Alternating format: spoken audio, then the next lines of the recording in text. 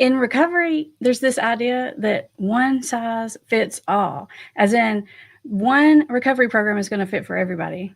And as most of us know, that's just not very effective, which is the reason why I have our guest expert witness, I like to call them, here to talk to us about different personality types. And not only are we going to talk about different personality types, but we're going to talk about how that impacts recovery, how it impacts if yourself, if you're in recovery, or if you have a loved one who's struggling, maybe ways to approach certain personality types that would work better or differently than other types to help you be more strategic in how you go about getting your life and your family back on track.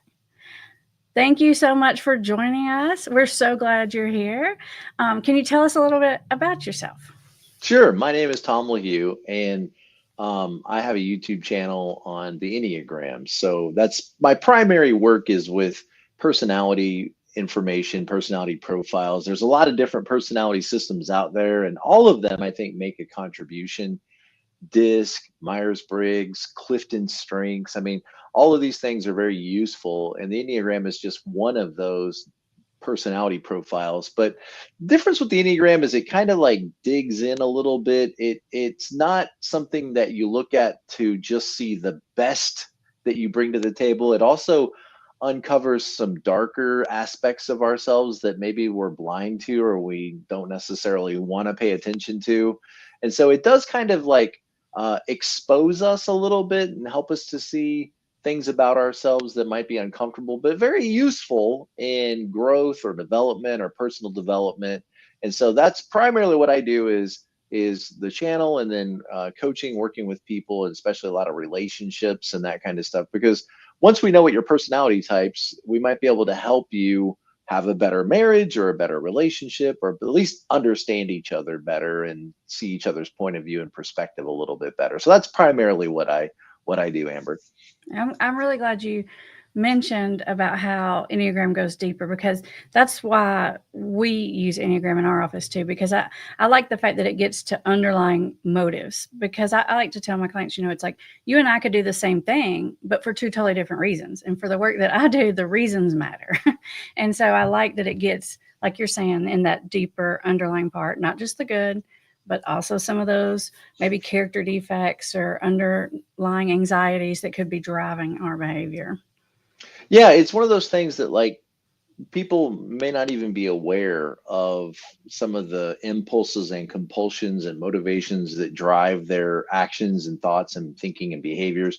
But then once they see it, once they take an Enneagram test or they meet with an Enneagram coach, once they see it and a light is shined on it, then often they have that experience of like, I feel like you're telling me things I already know about myself, but didn't know that I knew about myself, or didn't Mhm. see it as potential problems until now a light shines on it. And then, it really helps us understand more about ourselves, and therefore, the people that we try to get along with, the people that we love. It helps us to see, for one thing, I always say it like this: it's nice to know you're not crazy. And it's sometimes when you learn more about your personality type, you go, okay, so that's why I do what I do, or that's why I value what I value. Right. I'm not crazy. I Okay. might I might say it's nice to know what flavor of crazy you are. Where I Yeah, there you go. you know what I flavor like you that. are. Okay. Right. Um, Right. and I love that I'm right on board with you, Dr. Lahue. It's like I love that it gives a language, especially in a relationship. It gives a language to describe where you're coming from for the other person to understand and for you to understand them. It really, I think, can make a big difference. I love that you do relationship coaching using Enneagram. I think that's Yeah, fantastic. for sure. So if you're watching here live or on the playback, put a little hand emoji in the comments if you are familiar with the Enneagram, and let us know if you're not. That way, we can make sure that we gear this conversation to meet everybody's needs. Dr. Lahue, can you start just by telling us what the types are? Give us a little brief description, because not everybody will be familiar with it. Right. When you talk to somebody like myself that's all excited about the Enneagram, we talk in numbers. And so that can be a little off-putting or confusing because, it can be uncomfortable to what you're telling me I'm a four? What's a four or a five? So we basically what the Enneagram suggests is that there's nine basic personality types. There's 9 perspectives on the world, and those 9 different perspectives, they exist within 3 different groups. So essentially we have 3 big problems as humans. Why is everything broken? Where does my worth and value come from? And how are we supposed to survive in this scary world? And there's 3 different sort of solutions to those 3 main problems. And if you go around the dial and look at them, realize every one of these is offensive. And I'm not trying to be offensive, but they all are kind of offensive. And that's why the Enneagram, I think, is unlike some of the other personality profiles, because it does sort of offend your sensibilities about yourself. But And like also I said, validates. It's validating and offensive at the same right, time. Yeah. yeah, right, Yeah. right, right, right, right. It does validate and, show us kind of your superpowers. And that's Mhm. awesome to know that. But it also kind of shows you what your kryptonite is. And that can be very humbling for us. And usually you may be confused at first, like, well, I might be this or I might be that, but often it's the one that's the more painful one to you that is probably the accurate one, because that it's digging into some It's places hitting in a that. button. It's hitting a Yeah, spot. hitting the Yeah, button. that Right, makes right, sense. right. Right. Yeah. If somebody said to me, I'm 6'2", if somebody said you're short, I would say I don't resonate with that. That doesn't feel offensive to me because it doesn't sound legitimate. But if they said you're bald, I was like, well, okay, you got me. That would, what am I going to do? That's so when you start to get over the target, then it probably is going to be a little more sensitive, right? And so if you go around that dial 1 through 9, you could think of them in these terms. Type 1 is the perfectionist, the reformer. This is a person very focused on doing things right, has a strong sense of responsibility, wants to be good, has the sin of anger because they could get frustrated when they can't meet those perfectionistic standards or other people don't seem to care. A little bit like the dad in the family, the proverbial father figure of do your homework and be responsible and clean your room. You don't get dessert until you clean. Okay. The type 2, the giver, the helper. This is a person that, comes into the world with a great capacity to love others, sees themselves as kind of a servant. I'm here to help people and take care of people. But they have the underlying sin of pride, which is hard for 2s to sometimes see. But they're very comfortable in the position of offering help to others, but sometimes uncomfortable in receiving care or attention from others. And they kind of like the mom in the family, like, let me nurture you, let me help you, let me take care of you. What do you need from me? I'm here to take care of you.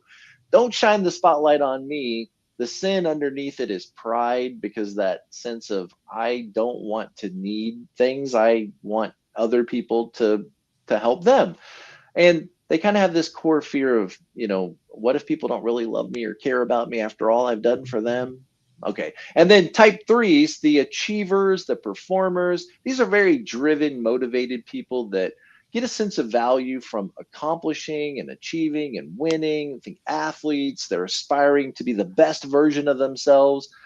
But, the sin underneath is deceit, because sometimes 3s have a hard time showing you their true selves. They could be a little focused on image management, and it could be uncomfortable to see their mistakes or their failures. They have a fear of failure or a fear of not being able to reach their full potential. And type 4s right next to them. So I always think of the 3s as being like the oldest child in the family. Like, look at me, watch me, look at what, pay attention to me. Did you see what I just did? You see? Okay. Type 4 is that other child in the family. Like, well, where do I fit in? Where do I belong? They're called the romantic, or the, let's see, the individualist. I got to do things my own way. I got to listen to my own voice. I can't be I can't pretend to be something I'm not. And so they're very focused on how they feel, and they're focused on being true to themselves. They're, like I said, they're kind of like the other kid in the family. Like, well, I can't do everything my older brother can do, but maybe I'm an artist, or maybe I'm creative, or maybe and the underlying sin for 4s is the sin of envy, because they sort of look at the world like they don't have, they've been given a hand that you can't win with, and they somehow have to stay in the game even though the cards are stacked against them, and even though they're misunderstood and minimized and diminished by others, they gotta be true to themselves. Also called the dramatist, or the dramatic one. They have a flair for the dramatic, you might say. A lot of creatives, artists, or fours, marching to the beat of their own drum, doing things their own way. Okay, type 5 is called the observer or the investigator. And these are very cerebral people, trying to understand things and make sure that they stay insulated and protected from the world with strong boundaries, but they very much want to know how things work and remain logical and unaffected and detached sometimes from life and from others. I think the stuffy old professor, that knows everything about ancient Rome, but doesn't realize he has spaghetti sauce on his tie, a little absent-minded sometimes. So this is kind of like when you think about the kids going into the world and they're going out into school. I always think of like the elementary kid going into this big, giant, overwhelming school, and you could feel pretty small there. And so just there's so much to discover and such a big world to understand, and you could feel kind of small in that world. And so the investigator, the observer, their sin is greed or avarice, because I don't want to share my focus of attention with you. I don't really care about what you think, and I'm not trying to impress you. So why would I need a relationship with you? And so they could be a little stingy with their affection, stingy with their emotions, stingy with their kind words, and just they kind of might operate like, why would you be mad at me? I literally have never spoken to you. Okay. Type 6s are called the loyalist or the loyal skeptic. There's actually a lot of names for 6s. Some of them I've come up with, but the trooper, the guardian, the babysitter, the concerned citizen, the investigative reporter. 6s are, they're kind of like the herd. They want to feel safe and secure in the world. They often don't feel safe, and so they look to others for support, guidance, and assurance. And they often provide that. They're very loyal people, but they're questioners. Do you really know what you're talking about? Do you really mean what you're saying? How do I know I can trust you? Does this make sense?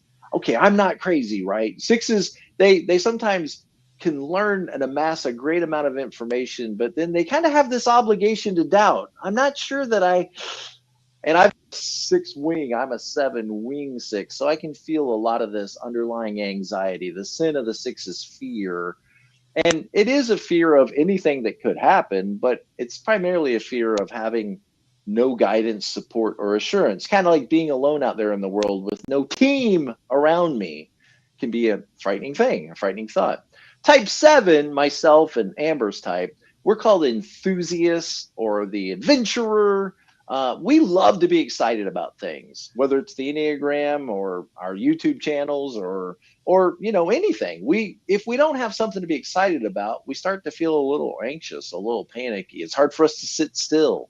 We would be the impulsive kids, the Robin Williams, the Jack Blacks, the Jimmy Fallons. We like to entertain, and we have sort of a fear of like being trapped or stuck, or no options, or pain and suffering. At the end of the day, we just want to be happy, and we just want you to be happy. And we feel like that's a choice that you should make, to want to move toward happiness. Why wouldn't you move toward stuff that makes you happy? But our underlying sin or passion, some people don't like the word, but something happened with your mic, I think. Uh-oh. Can you hear me? Okay, you muted yourself on accident. Here, let me see if I can do it for unmute. Can't unmute guest. Their mic isn't connected. I'm getting a thing that's saying your mic came disconnected. Okay. Still can't hear you.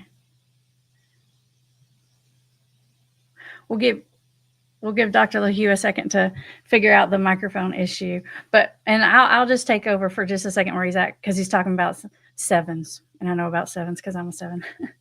And 7s are like to kind of keep themselves distracted and busy. And when things get uncomfortable, they just want to think about something. Let's see. Are we back now? Oh, you're back. You're back. Yay. Okay, let me turn my headphones. Okay. I don't know what I did. Yeah, I was probably talking too much and I clicked something off. We got you. You're back. I'll let you take the sevens back. I was just Okay. saying how sevens can be very distracted. We distract ourselves from uncomfortable thoughts and feelings. Yeah. Whatever's new, novel, exciting, interesting, I'll just think about that. Yeah. Yeah, it can be hard to do tedious, boring stuff.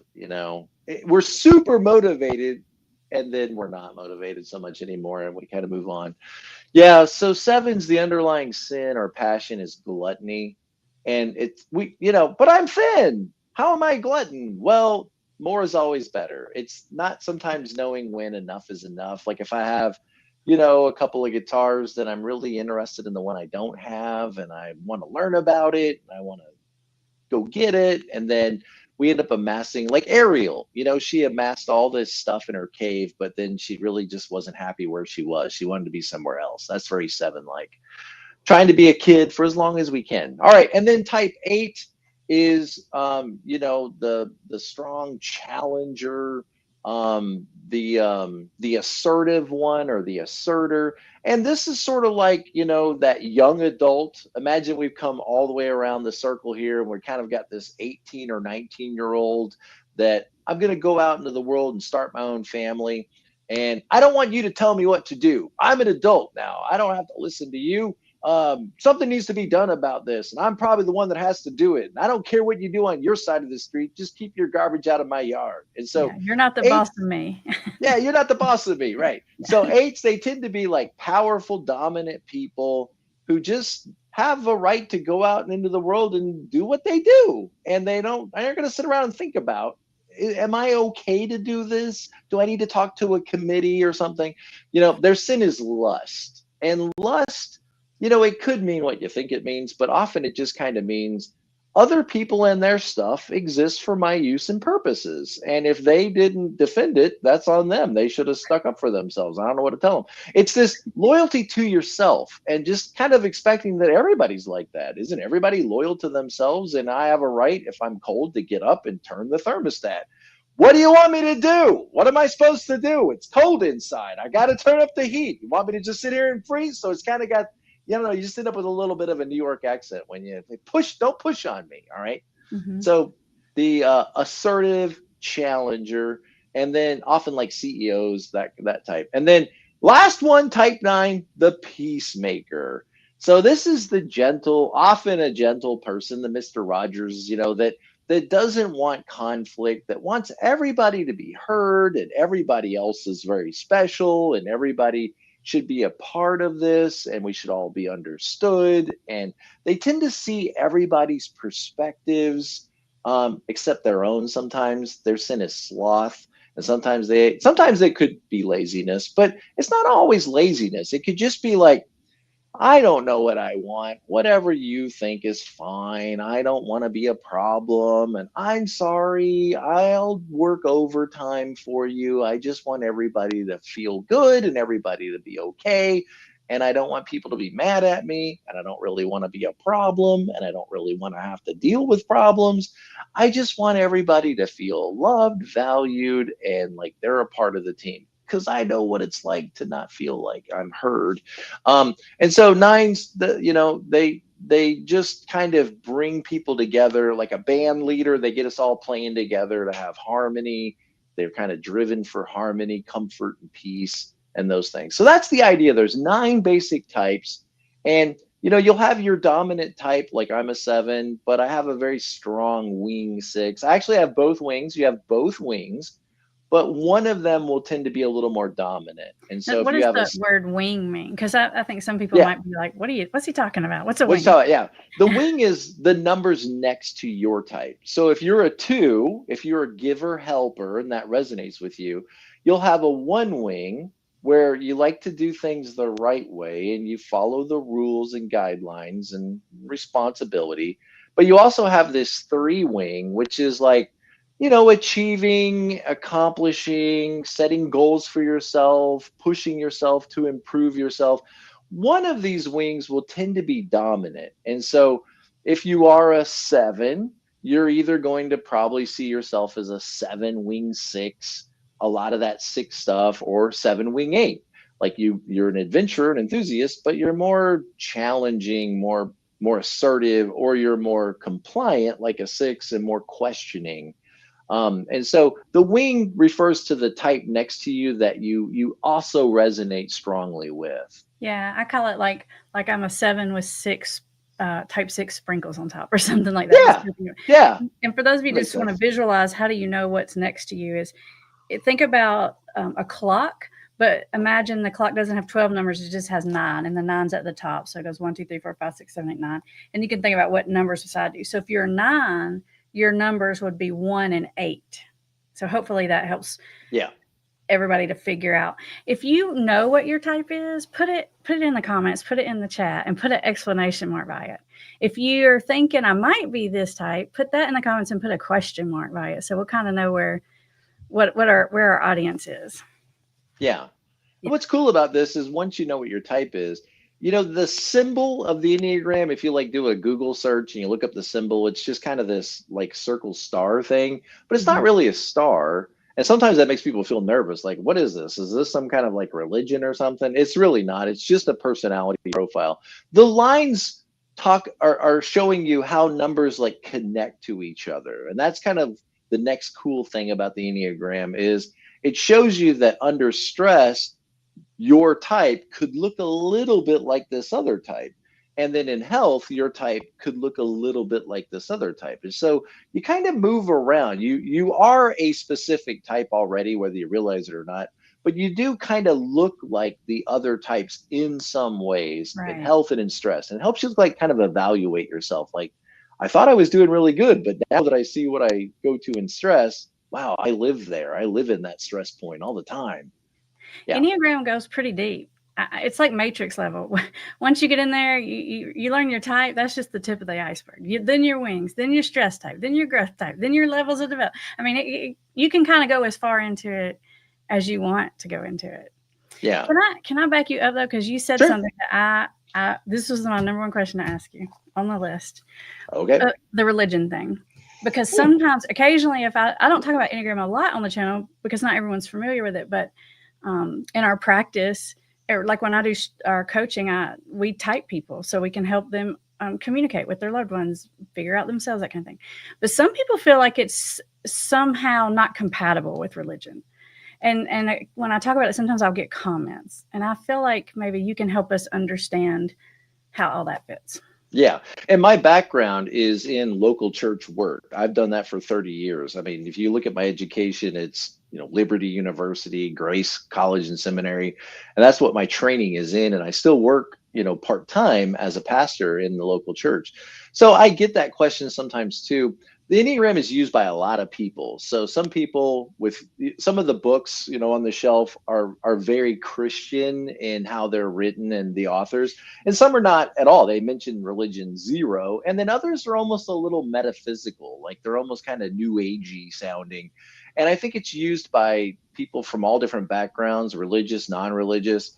And people that use it find value in it, whether they see the spiritual overtones or not. It's definitely a spiritual tool, let's say that, because when I say spiritual, I don't mean any religion in particular. It's spiritual in that it uncovers things beneath the surface. And as soon as we get beneath the surface, where are we? We're talking about spiritual stuff. I mean, every one of these is rooted in a dominant sin. And when you think of sin, you're thinking probably in the world of religion. And so of course, I look at it through a very Christian perspective, and that's because that's my background. I can't help but see it through that. And it's interesting that everything in the Enneagram like devolves into threes, which is very Christian, the Trinity. But essentially, I see it as a tool that shows us what life is like outside the Garden of Eden. We don't live in the Garden of Eden, and everything's broken, and our questions of worth and value in a scary world. And so it's 3 different strategies for each of these 3 problems. But like I said, people from all kinds of religious backgrounds use it and find value in it. And I think it's good for us to question things, It's very 6-like for us to question things and say, where did this come from? And is this okay to use this?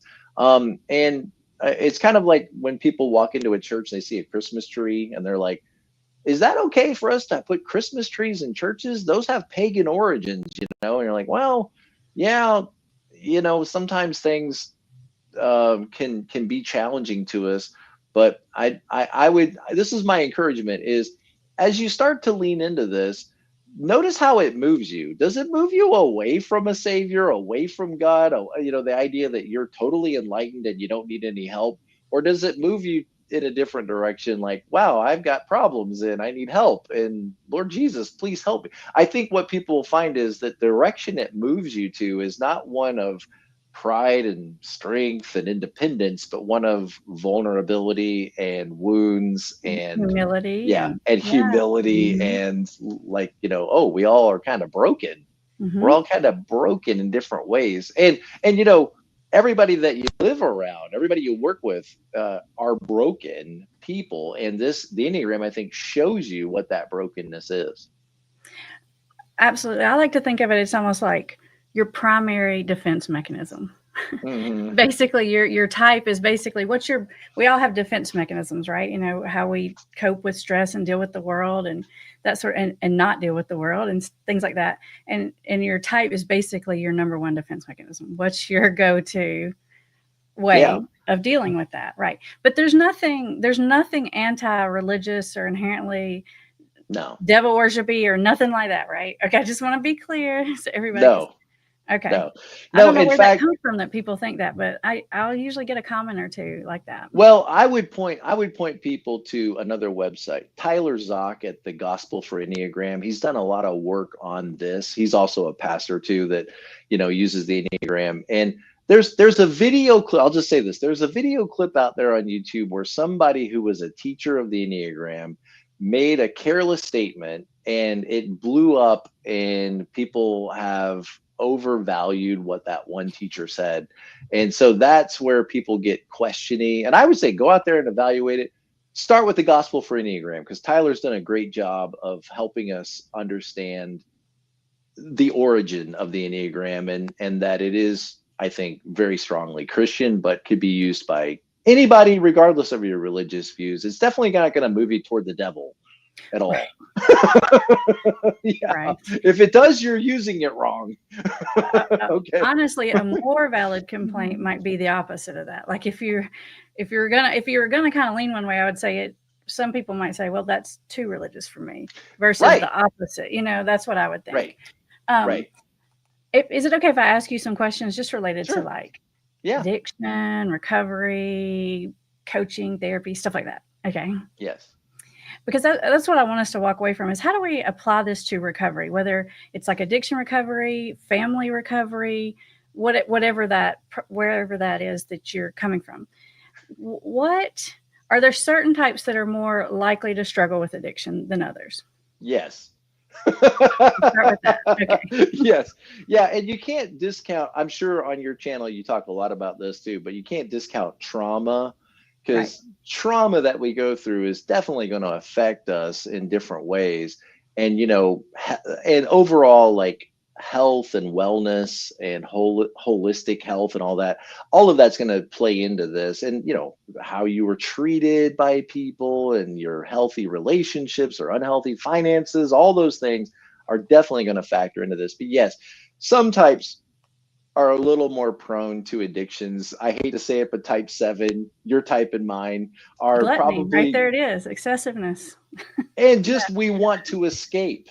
Hmm. And so, escape the boredom or the pain or the suffering. And, I mean, I think Robin Williams is a type 7. And when you look at a character like that, is he a happy person? I mean, the whole personality is wired to be happy and to have joy. And we bring that when we're doing well, we bring that happiness. But when we're not doing so well, we might give up a lot to try to chase a sense of happiness or to escape pain and suffering. And, so sevens, we could get bored easily, or if we felt like we were trapped or stuck in pain, we might reach out to some substance to try to numb that suffering or that pain, or just we want to experiment. So yeah, I would say sevens are probably going to be the most addicted type. Yeah. But I mean, the thing of it is we're just prone to excessiveness in every way. Like you guys know the term addicted personality. They should just call that 7. Yeah. Right? It's just, I want to do it all, I want extra of everything, that kind of thing. So just to be clear, any type can be addicted. I have worked with every single type, Enneagram type, who's had an addiction. But what's interesting is there's a different flair, or like, in addiction recovery, we talk about what's the underlying reason, right? What's the driver of this addictive behavior? And that is different depending on a lot of factors, like Dr. Lahue said, like trauma, but also very different based on your personality type. Like what would maybe be, tell us about maybe a type 1 that has addiction. What would we want to know about that? Yeah, well, up in the top group, 8, 9, and 1, the anger types, or the gut types as they're called, they're basically dealing with that problem. Like, why is everything broken? Like, why do relationships break down? Why do people do stupid things? Why do you get sick? Okay, so I could see, those types perhaps struggling with addictions, because maybe like wanting to suppress anger, or wanting to suppress frustration, or feeling a sense of guilt or shame that they weren't able to do things perfectly, or maybe just wanting to numb out, because we're so OCD about getting things done at work. And then, like, to the point that I collapse, or the point that I are just feeling disconnected. So I could see like 8s, 9s, and 1s, for example, those gut types or those anger types, maybe dealing with the frustrations of life. And you mentioned our defense mechanisms. Every type has its own specific defense mechanism, and like justification or rationalization or narcotization. Literally, one of them, type 9, the defense mechanism is called I never narcotization. heard that, Dr. Lee. I don't even know what that Yeah. means. No, Yeah, fill us exactly. in. Yeah. Well, you hear the word narc in there, Yeah. right? Like narcotizing. It's like numbing yourself out. When I don't know what to do, or I feel overwhelmed, then I might numb myself out with entertainment, or, I might numb myself out with a hobby, and keep myself occupied because I don't know how to face this problem in front of me, or narcotizing with drugs and alcohol. I mean, or Yeah. anything that just kind of like allows me to sort of check out, zone out, and not deal with the problems in life that really might be facing me. I think heart types like 2s, 3s, and 4s, the giver, the achiever, the individualist, they might use addictions to kind of fill an emotional void. Like if they're feeling unloved or uncared for or not valued, they don't get the admiration or the validation that they need in a relationship. Um, or to maintain their image, like think about being hopped up on something so that you can achieve all of those goals and stay ahead of the curve.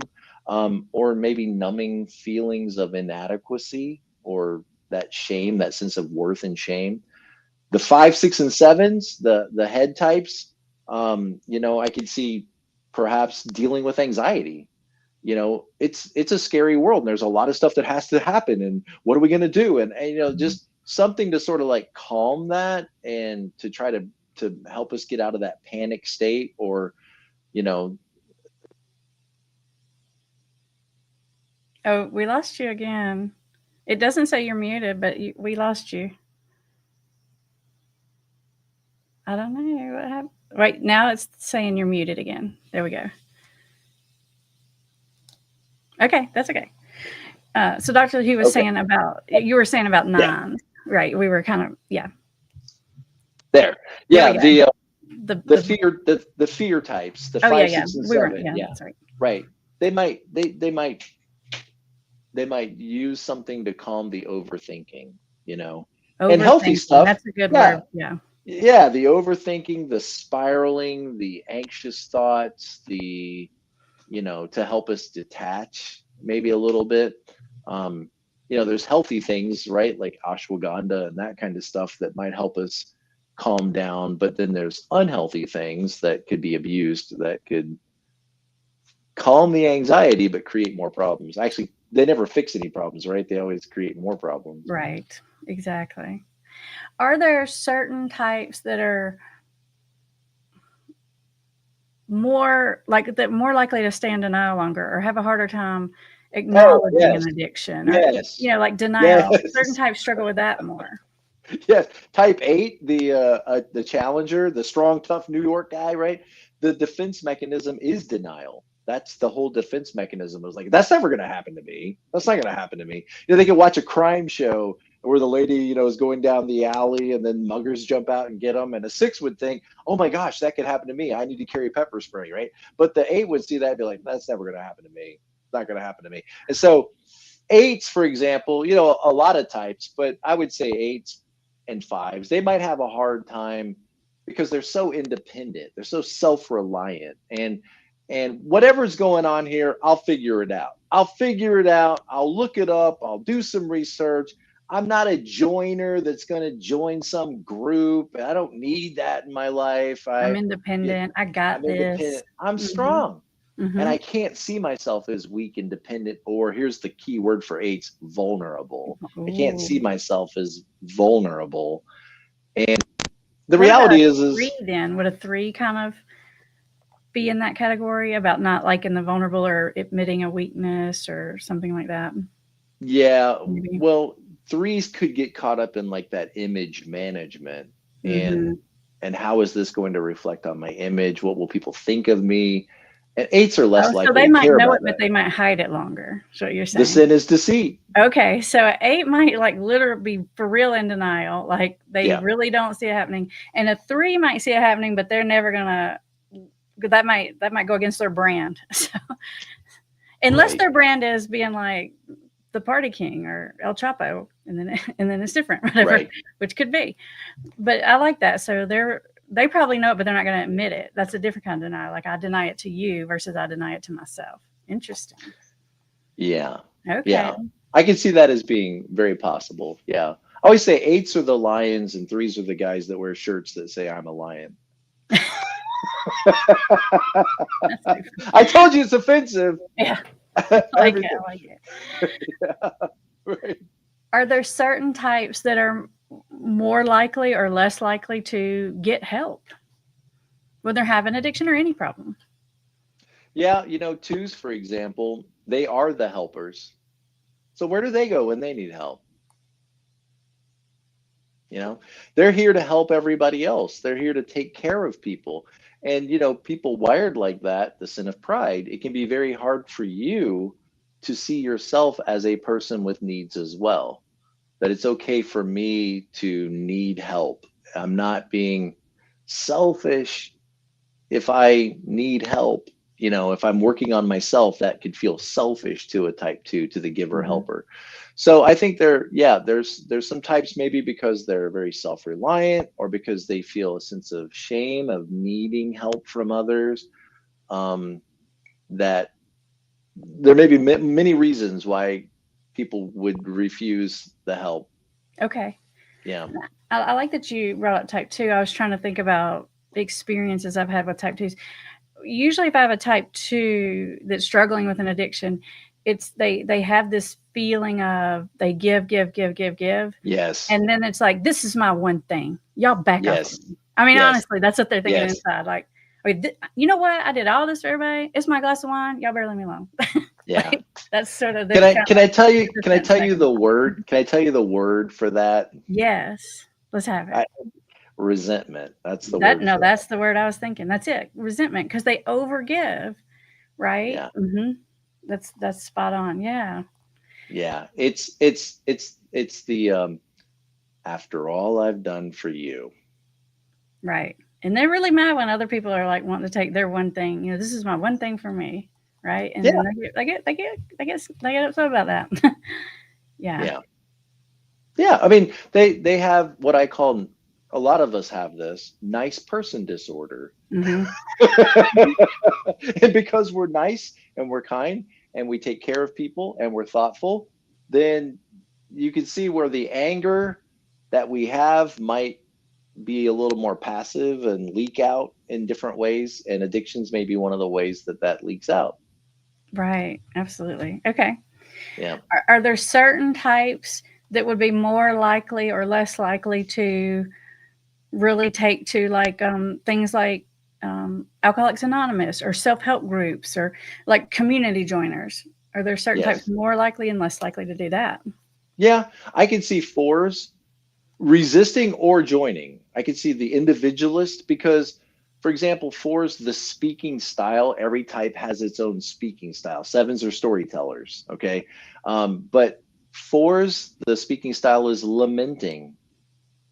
And I can see, you have an audience of people who are going to listen to you talk about how life is unfair for you and how misunderstood you are. And I could see them maybe being drawn to that. I could see nines going to that because, look, honey, I'm working on myself, because I go to the group, not really working on themselves, right? Hmm. But going to the group can give the visual to everybody that I really am invested in this. I'm not really invested in this. They Right. have a sort of a Nines stubbornness. seem easier, right? Like I always say, nines will go to therapy if you're pushing them. They'll go to the group. But I actually find this, I don't know what the research says, and I don't know what Dr. Lahue says. We're about to find out. But I think nines are the hardest in recovery because they come and they're easy to talk to. They're like, yeah, you're so right, Amber. Oh my, you're right. I need to do that. But then they don't move. They don't action. So I always say Yeah. nines are great to talk to in therapy, but hard to get to pick us out of the fence. And with addiction recovery, you gotta kind of pick us out of the fence. Like you gotta be Yeah. over here, over here. Like, yeah. No, you're dead on. I would say a lot of nines are wired like therapists themselves.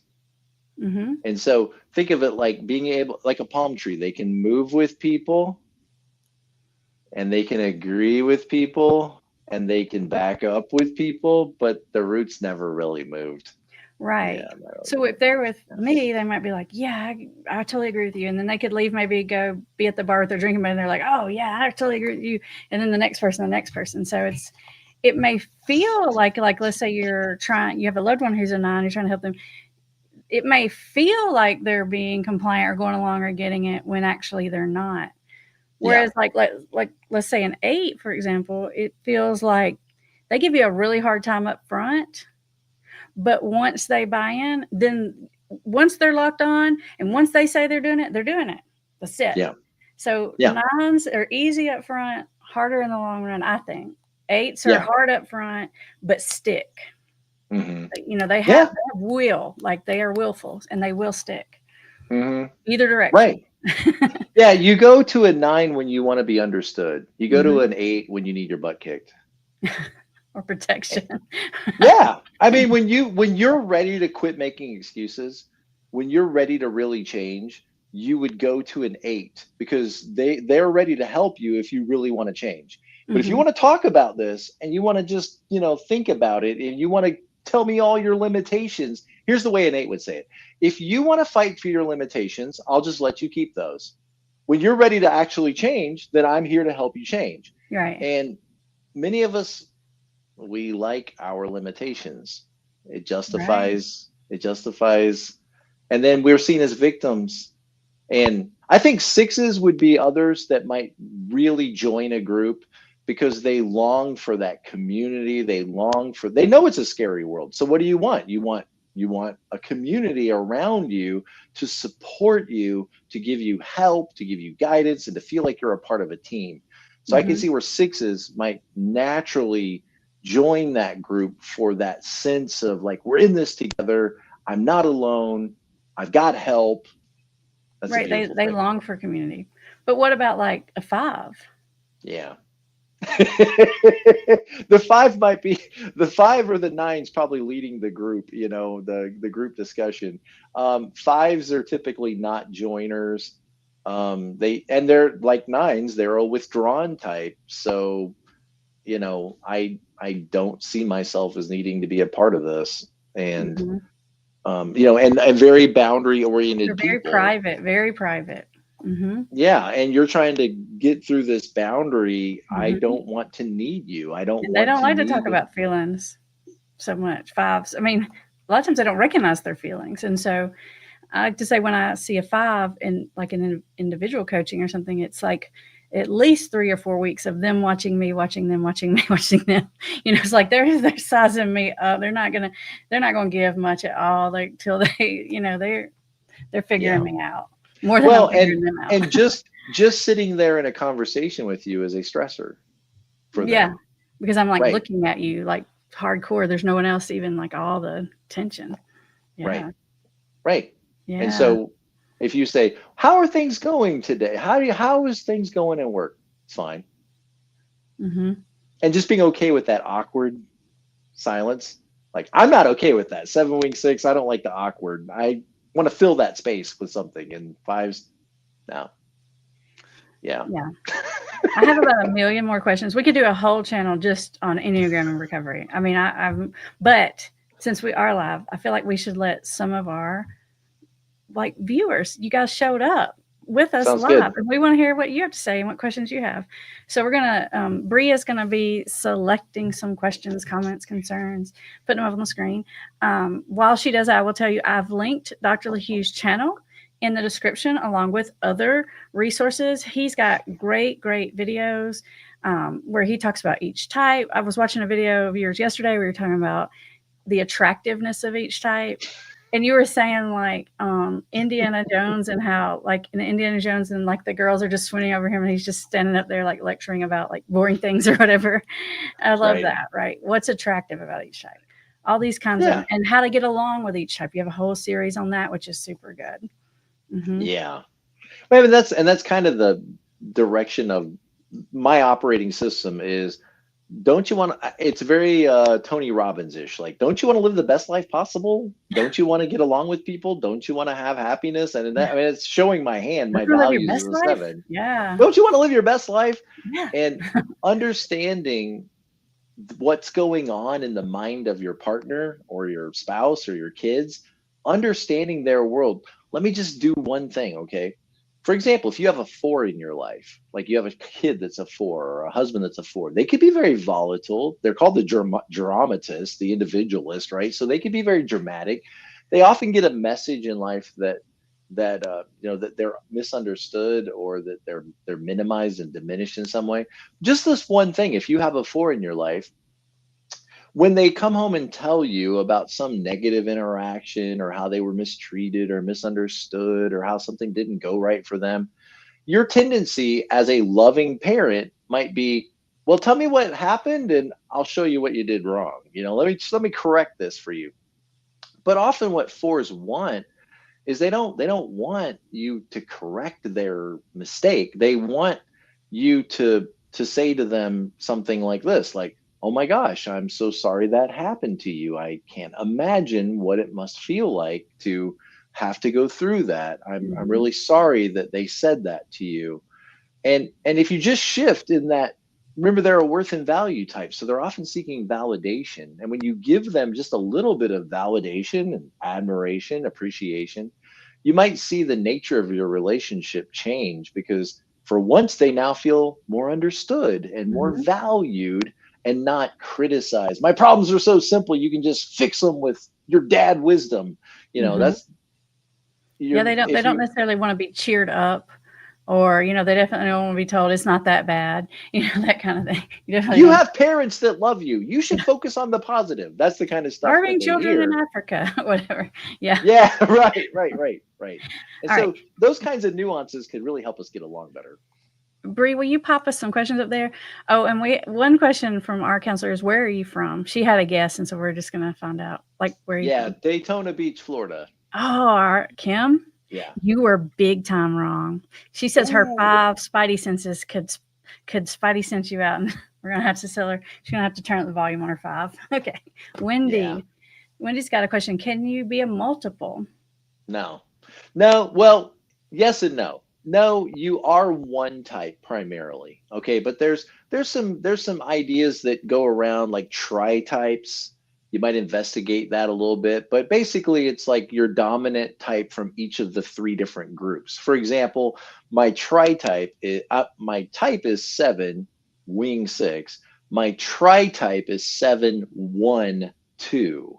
So I'm very 70, right? That's my first, but I'm also very responsible and want to do the right thing like a 1. And then I'm a lot like a 2, and then I want to give and help and encourage and all that.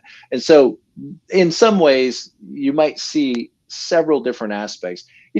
People always ask, what test should you take? Well, Tests can be valuable. The problem is sometimes we answer on tests a little differently than, The if I was to multiple take a choice test, yeah, kind. We my judge the wife would, answers. It's like, well, this is the right answer, or this is what it right, should be, right? And right. sometimes we're just Tests not can, very insightful about even our own selves. So there's that. right, right. Yeah. My wife would look over my shoulder and say, "No, you are not. You can't get that." But Truity is a very used test. The Ready, RHETI, from the Enneagram Institute is very popular. I like Truity because I like the graph it gives you at the end, where you can see how you score in all the types. And that's a good way to figure it out. If you're still stuck, chances are you might be a 9 or maybe a 6, because they often have the most trouble figuring out their types for whatever reasons. But talking to somebody like me, we can usually figure this out.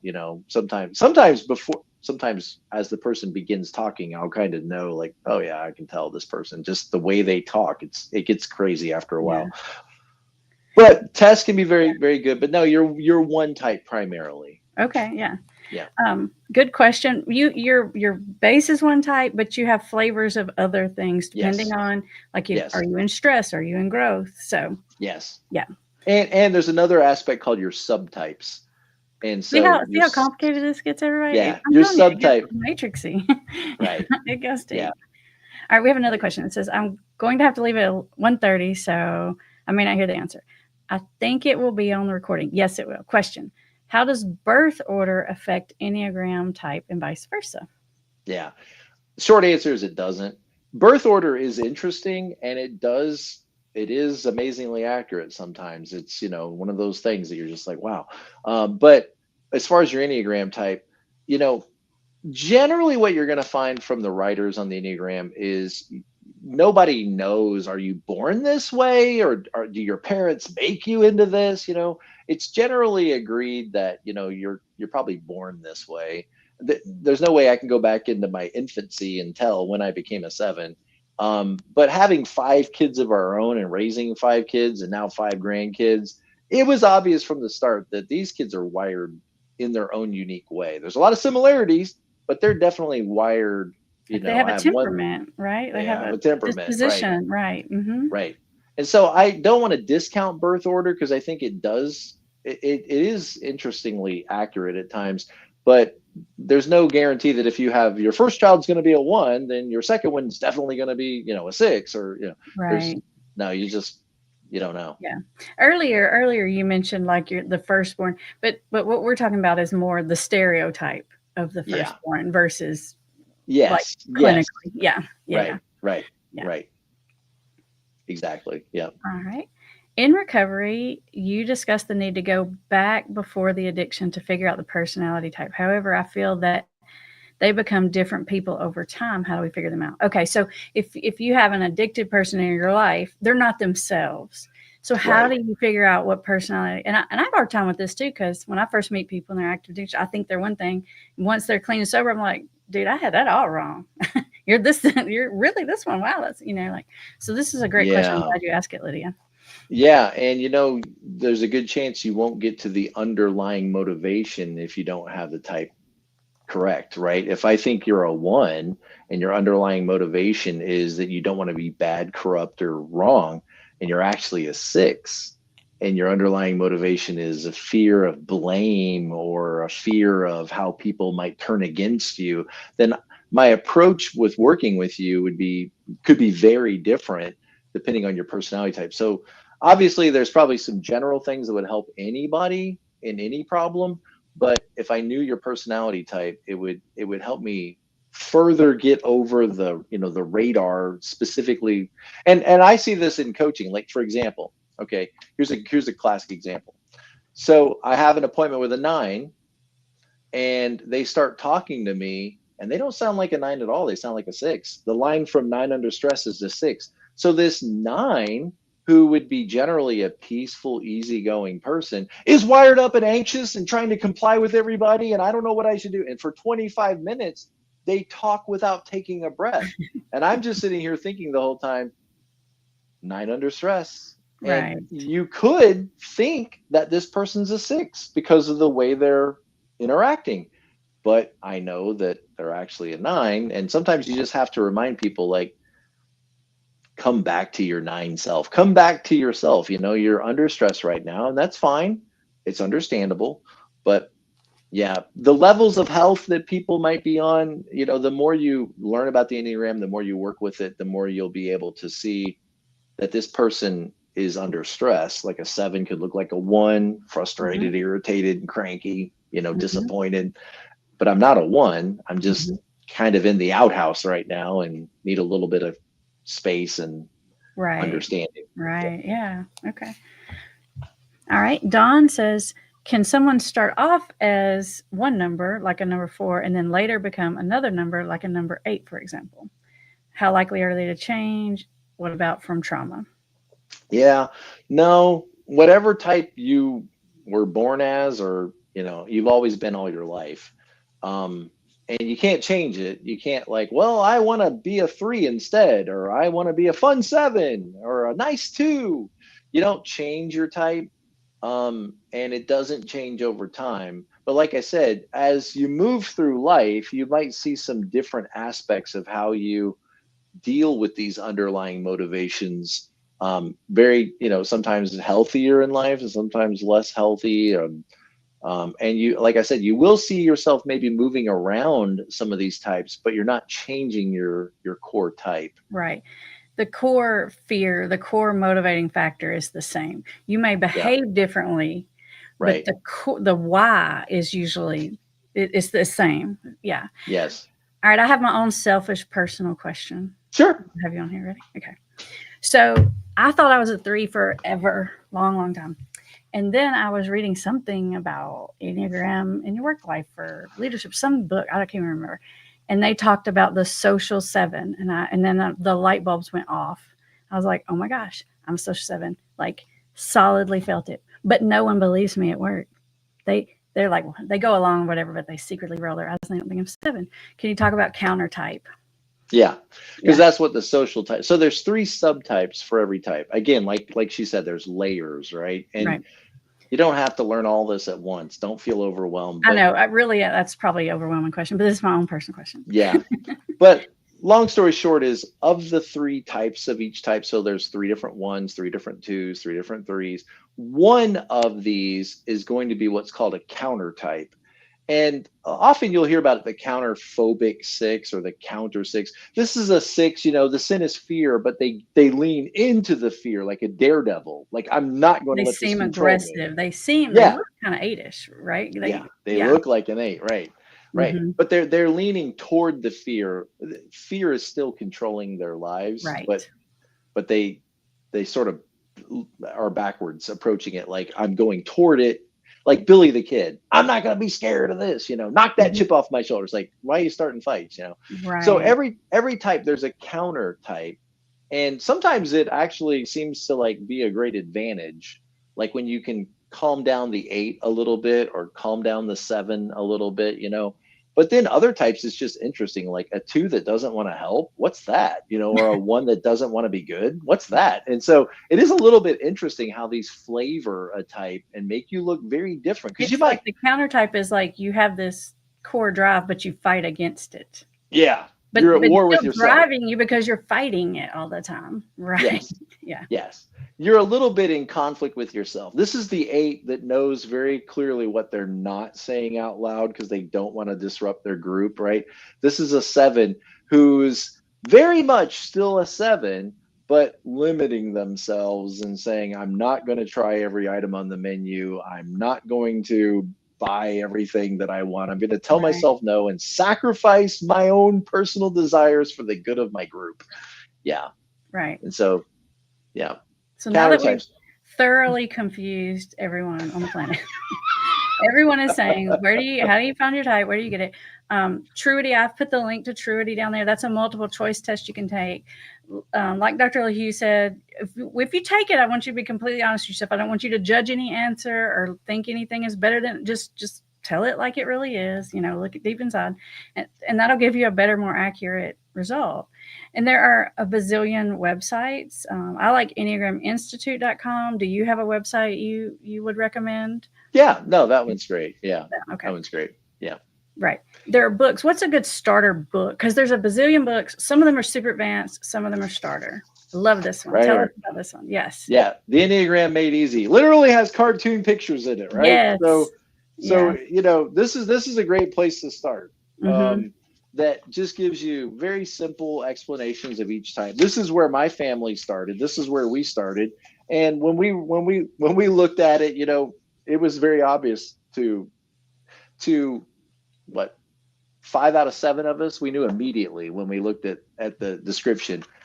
But then the 9 had a hard time because she'd kind of merged with mom, so she thought she was a 2, and so this is a great place to start. I've got a video on my YouTube channel called The Enneagram Made Easy or something like that. Start Here. Wait, that's the title of this book. The Enneagram, New to the Enneagram, Start Here. Mm-hmm. And so it just has lots of pictures of celebrities, that you can relate to. And so that's a great overview. But yeah, a book like this is a great place to start. The Enneagram Made Easy by Renee Barron and Elizabeth Weigel. Yeah. All right. Perfect. Thank you, everybody who showed up live. This is fun. I could go on and on and on, but I promised to let Dr. Lahue off the hook in an hour, so we're going to have to end it. And thank you to everyone who watched on the playback. And you guys go over and check out his channel. I've seen lots of Enneagram channels, and Dr. Lahue's is my favorite so far. Gracias. Thank you. It's the best one. Yeah. Appreciate it. All right. Thank you. Bye, everybody.